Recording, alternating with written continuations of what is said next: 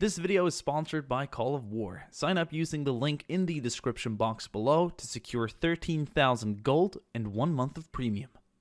Alright guys, Diplex here again, welcome back everybody. This is my Call of War Master Rivals summary, a game where I, Karmakut, and Jackiefish went head to head in a massive 100 player game.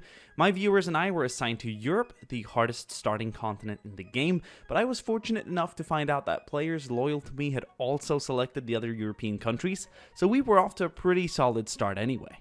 Playing as Sweden, my first targets were naturally Norway and Denmark, but it's also worth mentioning that I decided to go for a fully mechanized army and spent no money on researching better infantry or static weapons.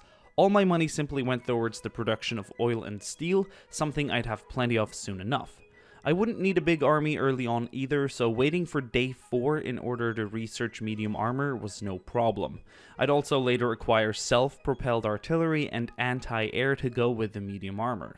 The other coalition members were Finland, Germany, Poland, and Romania, and the minor AI nations of Europe were quickly conquered and divided. It was now time to look east and west. Finland, Poland, and Romania made ready to advance east before the less organized nations of Arkhangelsk, Russia, and Ukraine could see what was happening. Spain, Italy, and France turned out to be friends, so we later disbanded our coalition, allowing us to form a greater European alliance. Germany had begun invading Italy, and the Blitz on the Eastern Front was underway. Things were actually looking pretty good. A great victory in the East was now in sight. Meanwhile, I focused on building my industry and improving my technology. I also sent out a few brigades of infantry to Iceland. I didn't want any external powers to have a footing so close to Europe. As it turned out, Brazil had already made it there, and back home, a new enemy appeared, Volga Perm. At this stage, Germany and I made plans to invade Britain in order to prevent America using the island as a staging point. I also had intel suggesting Britain was loyal to Jackie, something we definitely had to take into account. Back on Iceland, my infantry was about to engage Brazilian recon units in Höfen. Quebec had now landed in the north of Iceland, so I decided to withdraw my troops in favor of focusing on the invasion of Britain. 9 mixed brigades took part in the invasion of Scotland, facing little to no resistance. Germany, on the other hand, had encountered some enemy light units in the south. We were now more or less in complete domination of Europe, and our most logical path of expansion was further east. Romania had started sending out convoys of transport ships carrying vital units all over the world. Some were heading down the Suez Canal, and some were soon entering the Atlantic on their way to Nova Scotia. This would prove to have an effect on our war effort later on. The British Isles were soon under Swedish and German control. British ground forces were overseas on other missions, thus leaving their home undefended. The war on Volga Perm had begun. Polish and Finnish troops were striking from the west, while other enemies of Volga Perm were attacking from the east. In Sweden, my first fully mechanized divisions were starting to form, and a split German and Polish naval blockade was starting to form outside the British Isles. The Middle East and Africa had yet to show their true colors, but Africa seemed to be aligned to our viewer faction. The advance on the Eastern Front had slowed down. Units were awaiting upgrades and reinforcements, Spain and Germany were sending troops to the front, and my armored divisions were moving north, through Finland. This army, and more soon to come, could win this war, and were at this stage of the game presumably unchallenged. Both sides were now gathering their strength in preparation for the next stage of the war. Brigades, divisions, corps, and armies were at the ready to strike, and my Swedish troops would initiate the full frontal assault by a northern incursion. The attack had begun, and further south, all of Africa had now joined us in the war against the East. Saudi Arabia and Iraq were fighting a separate war against Syria and Persia, but it was unclear whose side they were on in the greater war. But not for long. Saudi Arabia turned out to be an ally of Jackie and surprise attacked African forces moving through his lands. However, we had our own little trick up our sleeve. Sichuan, located in the heart of the enemy territory, was just days from attacking his soon-to-be former allies. This would be a suicidal move by all means, but a helpful one nonetheless. Our war against Volga Perm was going very well, and our troops made gains all over the front.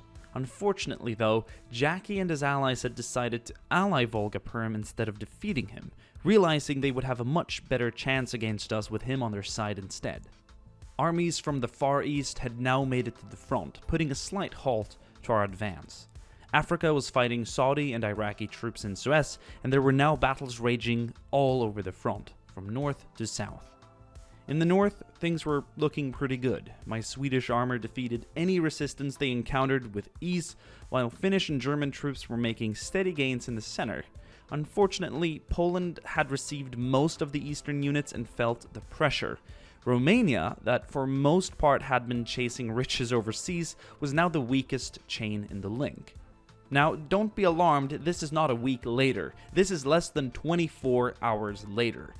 Romania not only failed to withstand the attack of mediocre Saudi and Iraqi forces, but also completely cracked under pressure, turning on us. Germany and Poland now had to focus on holding the Balkans, while Finland and I had to seize our advances in the north and swing down south to outflank the enemy and save our homeland. Africa had been invaded by the likes of Japan and New Zealand, and we could simply not count on Africa's help in Europe. German air power obliterated Saudi airplanes in Dubrovnik, but we were simply outnumbered. Romania cracked, Poland had gone AFK, France never took part at all, and Spain was just now sending much-needed troops to aid Germany in the Balkans. It was now up to me and Finland to hold back 4 times as many nations with way more than 4 times as many units. And honestly, things were looking pretty good. I was far from giving up as my forces continued to destroy enemy divisions and gain ground. I had now also started sending armies south, to the center. Weeks of non-stop, brutal fighting and bloodshed had passed.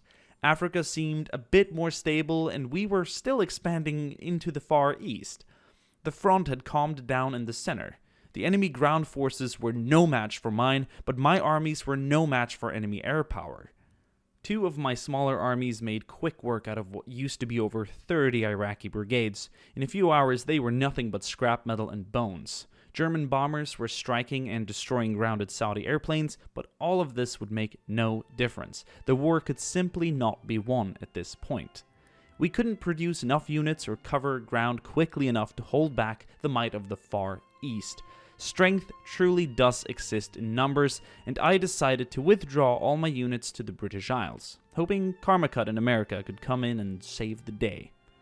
Well, they didn't exactly come to save us. They came to occupy the British Isles, and my last remaining Swedish army, which was by no means a petty one, it could definitely cause a lot of damage, probably one that could, well, roam around most of Europe unchallenged by any ground forces except for the enemy air. That would be a big issue, and that is kind of what put me down towards the end here. Too many airfields built too quickly.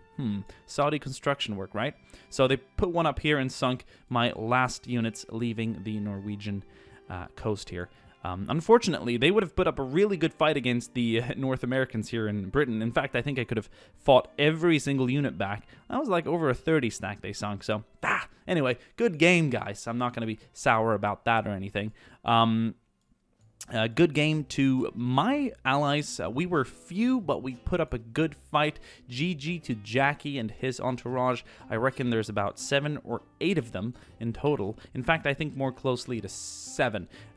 Karmakut and his boys are plentier but weaker. I'm not sure that's a good thing. So we might see a few of these guys eat each other in favor of growing stronger and thus being able to do more. I get a feeling that fewer stronger nations is better against smaller but plentier nations, if that makes sense. You kind of want a coalition of 5 behemoths instead of being 10 half-sized countries, you know?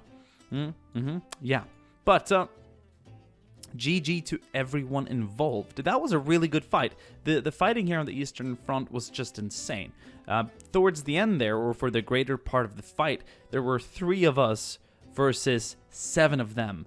I was fighting Iraqi troops, Saudi troops, Korean troops, Chinese troops, Manchukuan troops. I wasn't quite fighting Japanese or New Zealand troops. They were busy down here in Africa, but still, great fight. I'm surprised we held out for that long.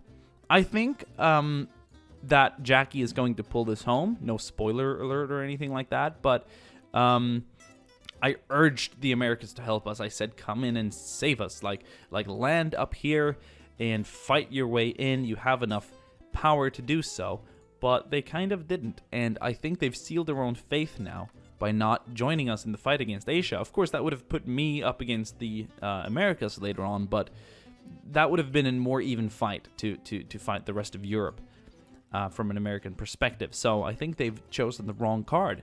But if you guys want to see the rest of this game, check out the two YouTube channels, or the two other YouTubers' channels. They will most likely, or definitely actually, upload an update video sooner or later summarizing the game. But that is it. I don't feel bad about saying we lost. It was an amazing game, some of the best battles I've ever had.